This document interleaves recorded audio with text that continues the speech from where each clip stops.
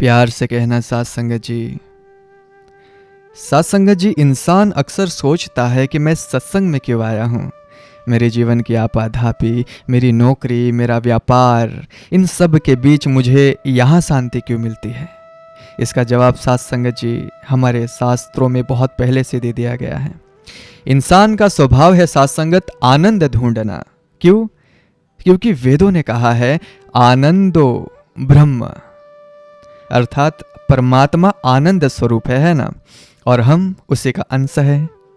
जैसे आग की चिंगारी को वापस आग में ही शांति मिलती है, वैसे ही साथ संगत हम मनुष्य को असली सुकून केवल इस निरंकार में यानी अपने निज स्वरूप में मिलती है।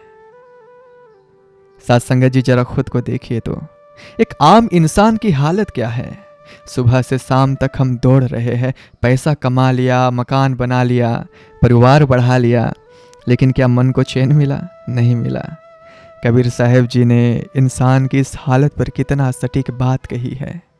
चलती चाकी देख के दिया कबीरा रोए, दुई पाटन के बीच में साबुत बचाना कोय।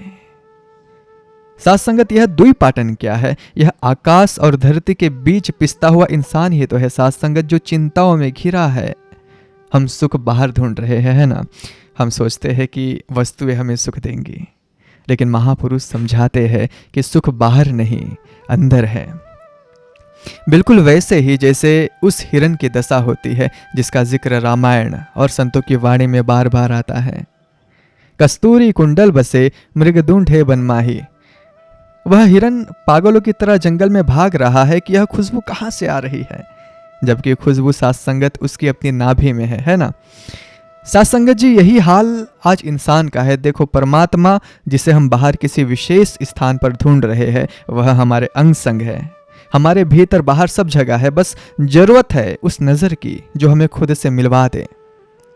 लेकिन साथ संगत जी, सवाल तो यह है कि अगर यह हमारे अंदर है तो हमें दिखाई क्यों नहीं देता? क्यों हम इसे महसूस नहीं कर सकते? इसका कारण है साथ संगत अज्ञानता का अंधेरा। इंसान तर्क करता है साथ संगत, मेरी तो आंखें सही है, मुझे सब दिखता है, तो परमात्मा क्यों नहीं दिखता? साथ संगत जी, इन चमड़े की आंखों की एक सीमा है। यह आंखें तो अंधेरे में पड़ी रस्सी को भी साफ समझ बैठती है। यह भ्रम है। श्रीमद् भगवद गीता में भगवान कृष्ण ने अर्जुन को यही तो समझाया था। जब अर्जुन सामने खड़े होकर भी कृष्ण के असली रूप को नहीं देख पा रहा था, तब भगवान ने कहा था, न तुमाम शक्य से दृष्टिम अनेनेव स्वचक्षुषा दिव्यम ददाति ते चक्षुः पश्य मयि योग महेश्वरम। भगवान ने कहा, हे अर्जुन, तू इन प्राकृतिक आंखों से मुझे नहीं देख सकता, मैं तुझे दिव्य चक्षु देता हूं। साथ संगत जी, वह दिव्य चक्षु ही ब्रह्म ज्ञान है। बिना गुरु के, बिना सदगुरु की यह तीसरी आंख नहीं खुलती। वेदों की ऋचाएं भी यही पुकार रही है, तमसो मां ज्योतिर्गमया, अर्थात हे प्रभु, मुझे अंधकार से प्रकाश की ओर ले चलो। यह प्रार्थना कौन कर रहा है साथ संगत? एक इंसान ही तो कर रहा है जो ज्ञान के अंधेरे में ठोकरें खा रहा है। गुरु ही वह शक्ति है जो हमारी उंगली पकड़कर हमें रोशनी में लाता है। गुरुवाणी में भी स्पष्ट प्रमाण है साथ संगत, जे सो चंदा उग वही सूरज चढ़ई हजार, एते चानन हो दिया गुरु बिन घोर अंधकार। सैकड़ों चांद और हजारों सूरज भी उग जाए तो भी बाहर उजाला होगा, लेकिन मन के अंदर का अंधेरा साथ संगत गुरु के बिना नहीं मिट सकता। इसलिए हमें यह अहंकार छोड़ना होगा कि मैं अपनी बुद्धि से परमात्मा को पालूंगा। यह बुद्धि का खेल नहीं, यह समर्पण का खेल है साथ संगत। साथ संगत जी, जब सदगुरु की कृपा से हमें यह ज्ञान मिल जाता है, तब हमारी पहचान बदल जाती है। तब हम यह नहीं कहते कि मैं शरीर हूं, तब हमें असली मैं का पता चलता है। आज हम शीशे में खुद को देखते हैं और कहते हैं मैं बहुत सुंदर हूं, या फिर मैं बूढ़ा हो गया हूं। लेकिन साथ संगत जी, कि आप शरीर हैं? जरा विचार करें। जब किसी की मृत्यु हो जाती है तो शरीर तो वहीं पड़ा रहता है, फिर घर वाले क्यों कहते हैं कि वह चले गए? अगर शरीर ही इंसान था तो शरीर तो सामने लेटा है, फिर गया कौन? यहीं पर गीता कहती है, वासान से जीर्णानि यथा विहाय नवानि गृणाति नरोपराणि। जैसे हम पुराने कपड़े उतार कर नए पहन लेते हैं, वैसे ही आत्मा शरीर बदलती है। साथ संगत, आप शरीर नहीं है, आप वह अविनाशी आत्मा है। शास्त्र क्या कहते हैं? नैनम छिदन्ति शस्त्राणि नैनम दहति पावकः। आपको कोई शस्त्र काट नहीं सकता, आग जला नहीं सकती। साथ संगत जी, जिस दिन यह बात केवल जुबान तक नहीं बल्कि अनुभव, एक्सपीरियंस में आ जाती है, उस दिन मौत का डर खत्म हो जाता है। एक निरंकारी संत को पता होता है कि मैं पानी की वह बूंद हूँ जिसे सागर में मिलना है, और बूंद जब सागर में मिलती है साथ संगत, तो वह खत्म नहीं होती, वह सागर ही हो जाती है। यही अद्वैत है, यही एकत्व है। जब साथ संगत हमें यह समझ आ जाता है कि मैं आत्मा हूँ और मेरा पिता यह परमात्मा है, तो फिर हमारा रिश्ता इस संसार से कैसा होना चाहिए? क्या हमें घर बार छोड़ देना चाहिए? नहीं साथ संगत, संतों ने भागने का मार्ग नहीं, जागने का मार्ग बताया है। ध्यान से सुनना। कई बार लोग सोचते हैं कि भक्ति का मतलब है जंगल में चले जाना, लेकिन हमारे मिशन ने, हमारे सदगुरु ने हमें गृहस्थ में रहकर भक्ति करना सिखाया है।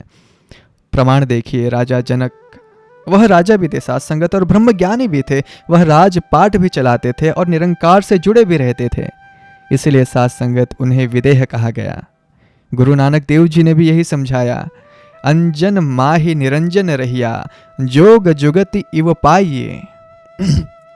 काजल की कोठरी यानी कि संसार में रहकर भी बेदाग रहना, यही योग की युक्ति है साथ संगत। साथ संगत जी, हमें संसार नहीं छोड़ना, बल्कि संसार का मोह छोड़ना है। तुलसीदास कहते हैं कि जहाँ राम तहाँ काम नहीं, जहाँ काम नहीं तहाँ राम। तुलसी कबहू की रह सके, रवि रजनी एक धाम। जहाँ राम है वहाँ काम ना, यानी कि डिजायर्स हावी नहीं हो सकती। हमें नाव की तरह बनना है साथ संगत। नाव पानी में रहे तो ठीक है, लेकिन पानी नाव में आ जाए तो डूब जाएगी। वैसे ही साथ संगत, हम संसार में रहे लेकिन संसार हमारे दिमाग में ना घुस जाए। साथ संगत जी, यह संतुलन केवल ब्रह्म ज्ञान को जीवन में उतारने से आता है। जब हमें हर इंसान में निरंकार दिखने लगता है, तो फिर हमसे किसी का दिल नहीं दुखाया जाता। तब हम कबीर जी के उस वचन को जी पाते हैं, अव्वल अल्लाह नूर उपाया कुदरत के सब बंदे, एक नूर ते सब जग उपजया कौन भले कौन मंदे। जब बनाने वाला साथ संगत एक है तो फिर नफरत किससे? यह ज्ञान हमें इंसान बनाता है, सही मायनों में मानव बनाता है। साथ संगत जी, अब रुकिए 2 मिनट। अभी हमने बहुत सारी ज्ञान की बातें सुनी, आत्मा, परमात्मा, ब्रह्म ज्ञान सब सुन लिया, लेकिन एक कड़वा सच बताऊं क्या है? दुनिया में हजारों लोग सत्संग सुनते हैं, साथ संगत रोज सुनते हैं, लेकिन उनका जीवन नहीं बदलता। उनके घर में वही क्लेश, मन में वही अशांति रहती है। जानते हैं क्यों? क्योंकि साथ संगत, पास होना और प्राप्त होना, इन दोनों में जमीन आसमान का फर्क है। आप सत्संग के पास है, पर क्या सत्संग आपके पास है? सोचने की बात है। साथ संगत जी, इस बात को समझाने के लिए संतों ने मेढक, कमल और भौरे का एक ऐसा उदाहरण दिया है जो अगर समझ में आ गया तो आज ही जीवन बदल जाएगा। ध्यान से सुनना। जरा सोचिए, एक तालाब में कमल का फूल खिला है। उस फूल के सबसे करीब कौन रहता है?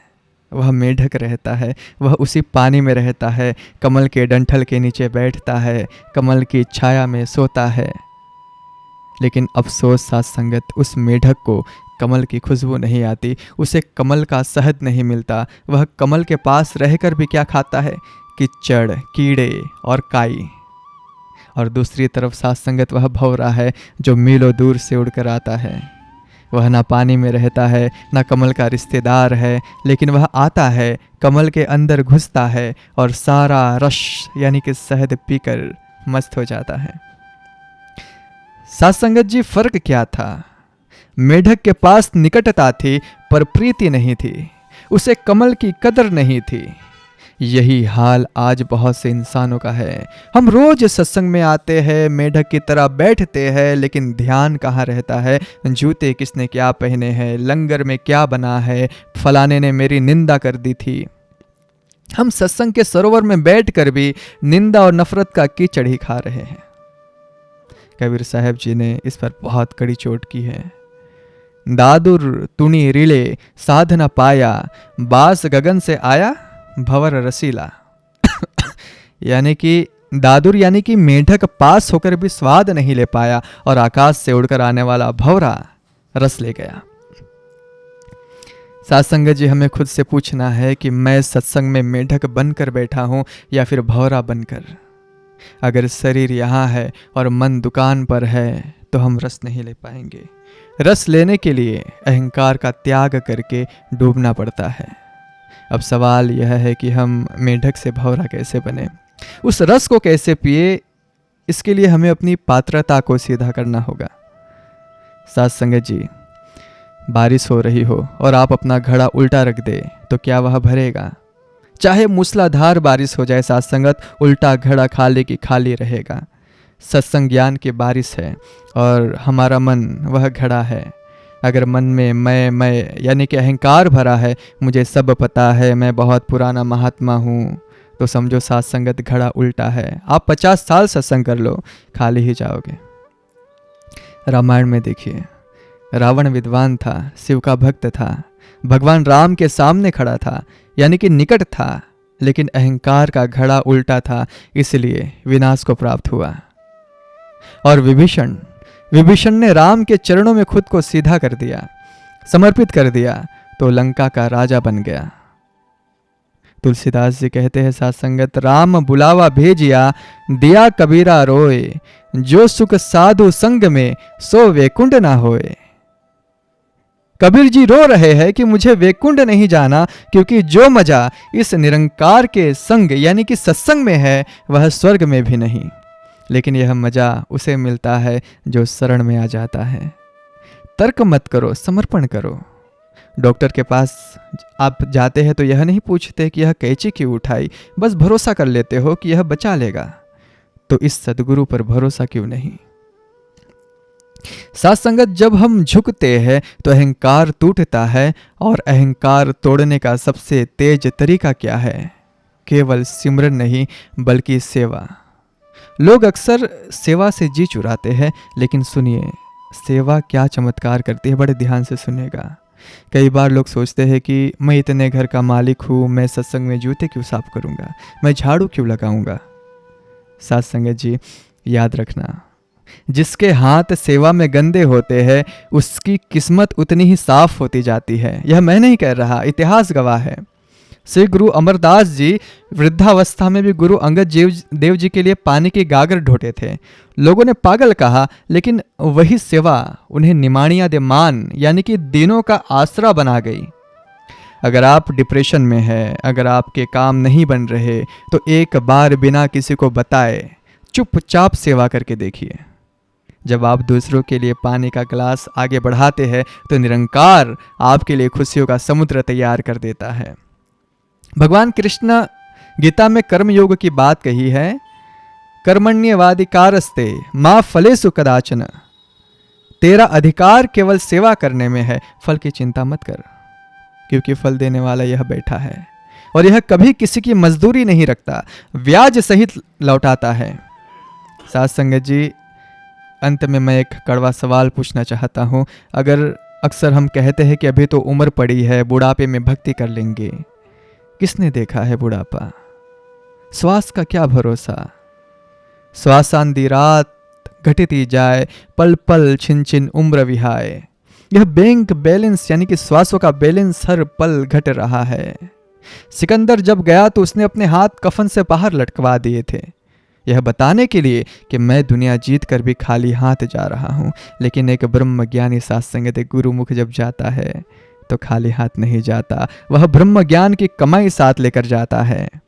साथ संगत जी, यह ज्ञान, यह सत्संग, यह मेढक और भंवरे की बात, यह सिर्फ सुनने के लिए नहीं है, यह आज अभी इसी पल निर्णय लेने के लिए है कि आप भंवरा बनकर रस लेना चाहते हैं। अगर हाँ, तो आज ही साथ संगत अपने अहंकार को सदगुरु के चरणों में छोड़ दीजिए, अपनी चतुराई को छोड़ दीजिए, भोले भाव से मिलिए, हरि को भजे सो हरि का होए। आइए साथ संगत हम अरदास करें कि हे सच्चे पातशाह, हमें मेढक वाली वृत्ति से बचाना, हम तेरे चरणों के पास भी रहे और इस सत्संग का रस भी पीते रहे। हमारे कानों में निंदा ना जाए, हमारी जुबान पर तेरा शुक्राना हो। साथ संगत जी, अगर इन वचनों ने आपके दिल पर दस्तक दी है तो इसे जीवन की नई शुरुआत समझना। प्रेम से, सत्कार से बोलिए साथ संगत जी,